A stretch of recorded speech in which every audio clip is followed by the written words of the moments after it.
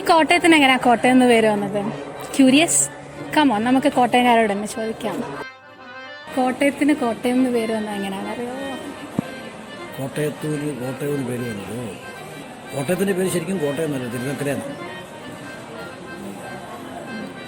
കോട്ടയത്തിൻ്റെ പേര് തിരുനക്കരയാണ്. തിരുനക്കര വന്ന് അങ്ങനെ ലോപിച്ചൊക്കെയാണ് കോട്ടയം ആയത്. കോട്ടയം എന്ന പേര് വന്നത് കറക്റ്റായിട്ട് അറിയത്തില്ല. കോട്ടയത്തിൻ്റെ പേര് കോട്ടയമായെന്ന് വെച്ചാൽ തിരുനക്കരയായിരുന്നു.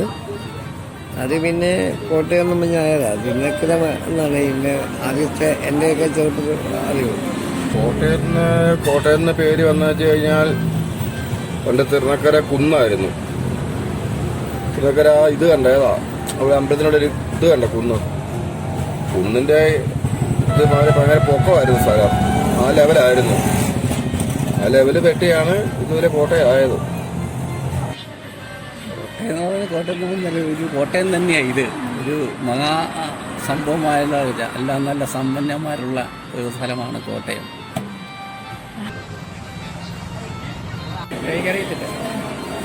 സത്യത്തിൽ കോട്ടയത്തിന് എങ്ങനെയാണ് ഈ പേര് ലഭിച്ചത്? ഇതിന് ചരിത്രപരമായും ഭൂമിശാസ്ത്രപരമായും പല അടിസ്ഥാനങ്ങളുണ്ട്.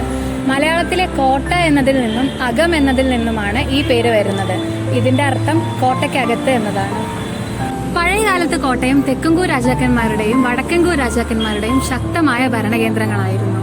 ഇവരുടെ പ്രദേശങ്ങളെ സംരക്ഷിക്കാനായി വലിയ കോട്ടകളും മറ്റും നിർമ്മിച്ചിരുന്നു.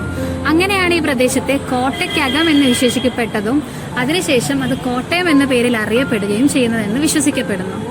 കോട്ടയത്തിന്റെ പ്രാധാന്യം ഭരണകേന്ദ്രം എന്ന നിലയിൽ മാത്രമായിരുന്നില്ല. സാംസ്കാരികമായും ആധ്യാത്മികമായും അതിന്റെ സ്വാധീനം വൻതോതിൽ തന്നെയായിരുന്നു. അതേസമയം കോട്ടയം ഇന്ത്യയിലെ വിദ്യാഭ്യാസ രംഗത്തും മുന്നിൽ നിന്നു. ഇന്ത്യയിലെ ആദ്യത്തെ പ്രിന്റിംഗ് പ്രസ് ആരംഭിച്ചതും മലയാളത്തിലെ ആദ്യത്തെ പത്രം പ്രസിദ്ധീകരിച്ചതും ഇവിടെ വെച്ചാണ്. അതുകൊണ്ട് തന്നെ ഈ സ്ഥലത്തിന്റെ പേരിനും ചരിത്രത്തിനും വലിയ ഗൗരവം നൽകി. മനുഷ്യനിർമ്മിതവും പ്രകൃതിദത്തവുമായ ഈ കാരണങ്ങളാണ് കോട്ടയത്തിന് ഈ പേര് നൽകിയത് എന്ന് കരുതപ്പെടുന്നു.